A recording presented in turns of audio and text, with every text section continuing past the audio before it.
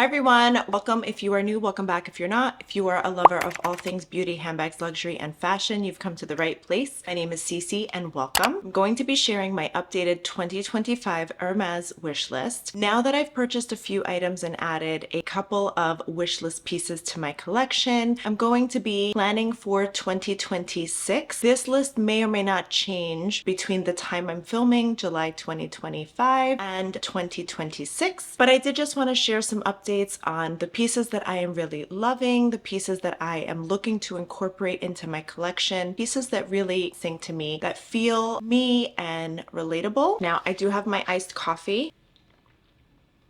I hope that this list also inspires you if you are thinking about jumping on the Hermès journey or simply enjoy shopping from the brand. Encourage you to add some of these pieces to your wish list as well. Be sure to grab a drink, grab a snack, depending on what time and where you are, and let's go ahead and dive right in. Now, I do just want to mention that today's video is sponsored by Zumoni. They were kind enough to gift me a bag insert for my garden party 30, which I was able to order online via the Hermès website. Thanks to Shengshou. I do have all of the details down below for both Zumoni, including my discount code where you can shop all bag accessories and inserts at a discounted price. I will also include in the description box my details and discount code to sign up for a profile with Shengshou, where you receive real-time notifications on Hermès drops on their website so that you can shop online at any time and scour the pieces that you are interested in without having to spend endless amounts of time and hours on the Hermès website. I do have my Zumoni bag inserts here, and they were kind enough to include a few additional smaller pieces so that I can add different compartments within the bag organizer. And I have my garden party 30 here. I will be needing a bag insert for my beautiful shoulder Birkin as well.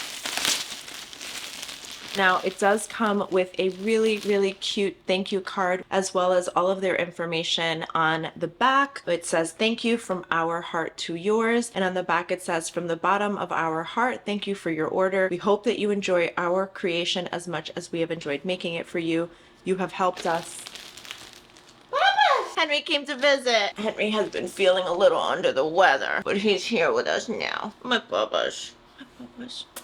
Look at my little baby. Say hi, Henry. Okay, he's just gonna sit on my lap now. I love this little guy so much. So let's unbox this Zumoni bag insert together. And I do have my garden party 30 here with another temporary bag insert that I had included. I'm gonna go ahead and open this up and include the bag insert. What I love about Zumoni is that, look how cute. They have different inserts for different bags, all designers, sizes. Go take a look at their website and choose different patterns, different colors. It does add a nice pop of color to the interior of your bag. I tend to opt for pink or a lighter color, particularly if the bag is darker, so that it stands out and makes finding my pieces and items much easier. This is a satin bag organizer, which I really like because it slips right in and out of the bag. It does still allow you to button the size, so you can still cinch the bag in even with the bag insert inside the bag, which is really nice. That's one of the things I love about the fact that they use satin inserts, because it makes cinching the bag or changing its shape or buttoning it or closing the bag very easy. Some bag inserts can be quite bulky and add more structure to the bag. I like the variability between adding structure but also being soft and flexible enough where I can cinch the bag in without an issue. Now, I do have this Twilly, which I recently added to my collection thanks to my SA. I will probably be removing it for now and adding it back on in the fall or winter, but I haven't quite decided yet. I do love the way that this Twilly looks on my garden party. I had originally purchased it for my shoulder Birkin, but I am actually quite enjoying wearing the shoulder Birkin like so without a Twilly. This is my current bag, so I have my items in there now. My garden party